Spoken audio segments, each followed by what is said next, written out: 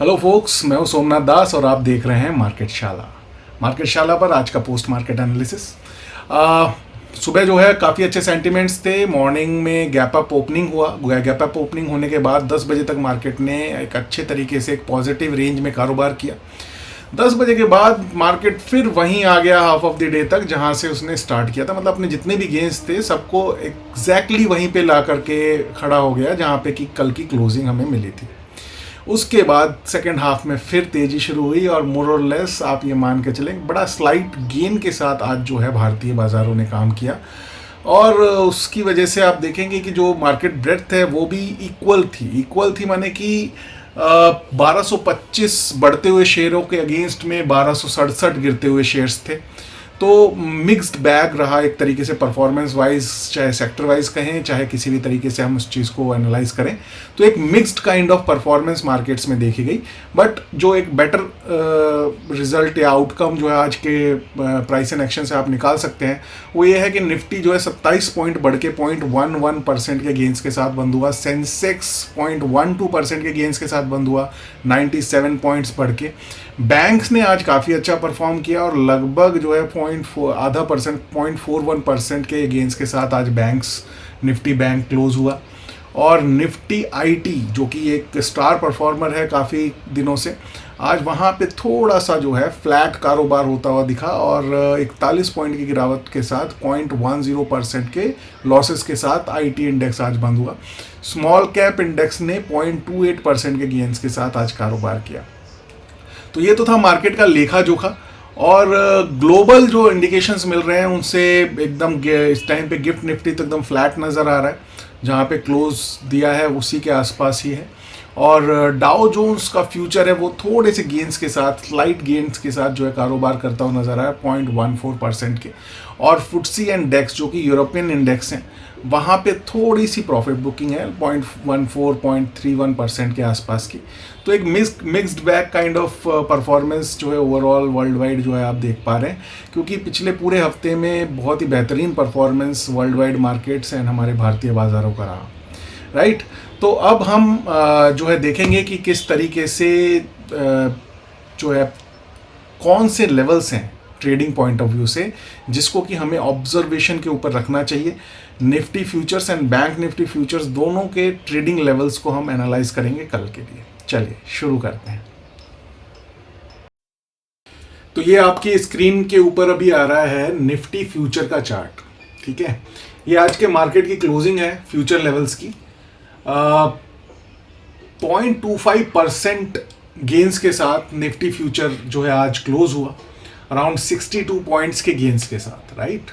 और हमारे पास ये जो देखने वाले जो लेवल्स हैं जिनको कि हमें ऑब्जर्व करना है for the trading point of view, वो है 25,433, 25,372, 25,865 और 25,816, राइट। ये चारों लेवल्स को बहुत ही कीनली ऑब्जर्व करना है। जो आज क्लोजिंग दिया है मार्केट ने वो दिया है 25,434 के ऊपर, यानी कि एग्जैक्टली 25,433 से एक पॉइंट ऊपर, जो कि एक हर्डल है या रेजिस्टेंस लेवल है, आप ये कह सकते हैं। इस रेजिस्टेंस लेवल के ऊपर जो क्लोजिंग मिली है आज, it is a really very good sign, जो कि एक प्रोबेबिलिटी दे रहा है कि यहां से मार्केट ऊपर की तरफ जाने के लिए पूरी तरीके से तैयार है। अब जो नेक्स्ट लेवल आपके रडार पे होना चाहिए जो कि एक रेजिस्टेंस के रूप में है, वो है आज का जो हाई है। ये जो आप ब्लैक लाइन देख रहे हैं ये आज का हाई है, या उसके आसपास का 1-2 पॉइंट ऊपर नीचे का लेवल है 25,105, जो कि आज हाई बनाया है मार्केट ने, वो 25,487 है। और ये 25,487 पे जो ये लाइन है जो कि life time high future levels के आप कंसीडर कर सकते हैं, ये नियरेस्ट रेजिस्टेंस एरिया है। हो सकता है कल इसके ऊपर जाकर के भी ये मार्केट ओपनिंग दे तो एक सपोर्ट एरिया के रूप में ये कन्वर्ट हो जाएगा। फिर उसके बाद जो सेकंड सपोर्ट आपको मिलेगा वो मिलेगा 25,433 का।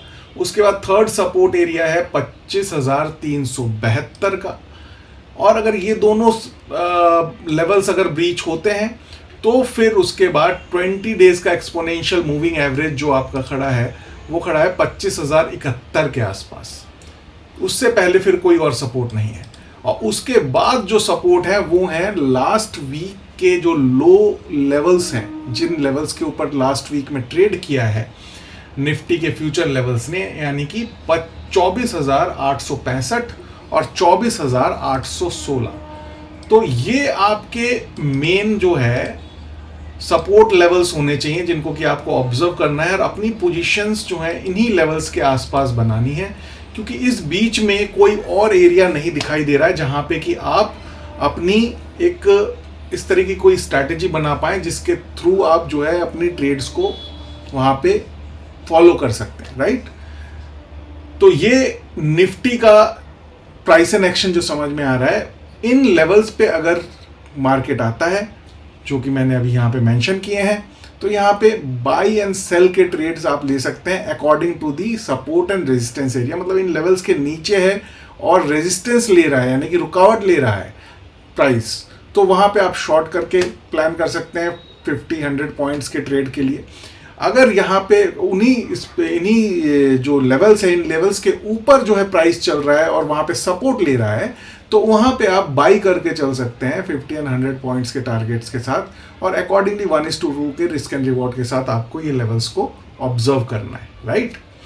अब देख लेते हैं बैंक निफ्टी की क्या सिनेरियो है। बैंक निफ्टी ने आज बहुत ही बेहतरीन तरीके से परफॉर्म किया है और लगभग 0.64% बैंक निफ्टी फ्यूचर इंक्रीज होकर के बंद हुआ है।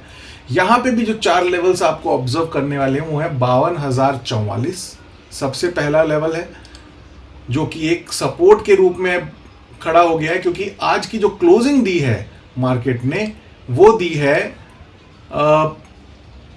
अराउंड 52,292, यानी कि आज का जो क्लोजिंग लेवल है 52,262 का है। इसी के आसपास जो है ये एग्जैक्टली जो है आपके सपोर्ट एरिया जो 52,044 है उससे 18 पॉइंट ऊपर है। तो सबसे पहला सपोर्ट जो कि एक स्ट्रॉन्ग सपोर्ट का काम करेगा, अगर कल गैप डाउन ओपनिंग की वजह से नहीं होती है तो 52,044 सबसे पहला सपोर्ट होगा। उसके बाद जो सेकंड सपोर्ट आपको जो दिखाई दे रहा है वो दिखाई दे रहा है 51,929 के ऊपर। थर्ड सपोर्ट एरिया जो यहाँ पे आपको देखना है वो है आपका 20 डेज का एक्सपोनेंशियल मूविंग एवरेज, जो कि अभी इस टाइम पे 51,437 के ऊपर है, राइट। यहाँ पे एक लाइन ड्रॉ कर लेते हैं हम, जिससे कि एग्जैक्टली हमें पता रहे कि कहाँ पे अगर ऊपर से अगर नीचे यहाँ लेवल पे आता है तो यहाँ पे एक बाइंग अपॉर्चुनिटी आपके लिए क्रिएट हो सकती है। और ये 50 डेज का एक्सपोनेंशियल मूविंग एवरेज आपका एग्जैक्टली इस टाइम पे ट्रेड कर रहा है 51,184 के लेवल्स पे। हालांकि जिस तरीके की स्ट्रेंथ है मार्केट के अंदर, इतना नीचे आना नहीं चाहिए। और उसके बाद जो सपोर्ट लेवल क्रिएट हो रहा है वो हो रहा है 50,761, और उसके नीचे जो लास्ट सपोर्ट एरिया है वो है 50,255 का। तो ये 4 सपोर्ट एरियाज हैं। रेजिस्टेंस एरिया कौन सा होगा? रेजिस्टेंस एरिया जो आज का हाई है, आज का जो हाई है 52,299, तो इसी ब्लैक लाइन को 52,299 के ऊपर आप ले जाएं। अगर इसके ऊपर गैप अप ओपनिंग देता है तो ये एरिया भी 52,299 भी आपका सपोर्ट एरिया के रूप में काम करेगा। और किन्हीं वजह से कोई सेम लेवल पे अगर मार्केट ओपन हो रहा है या फिर इसके नीचे ओपन हो रहा है तो 52,299 फॉर द टाइम बीइंग, हो सकता है 1-2 मिनट के लिए, हो सकता है पूरे दिन के लिए, हु नोस। 52,299 को ब्रीच करना डिसाइसिवली ज़रूरी है आगे की रफ्तार बनाने के लिए, क्योंकि जो नेक्स्ट रेजिस्टेंस है वो जो है लाइफ टाइम हाई है आपका बैंक निफ्टी का, जो कि इस टाइम पे आपको यहाँ पे ये ब्लैक लाइन जो मैंने ओपन करी है यहाँ दिखाई देगा, और ये है लाइफ टाइम हाई है 53,301। 53,301 यहाँ से लगभग 1,100 पॉइंट ऊपर है।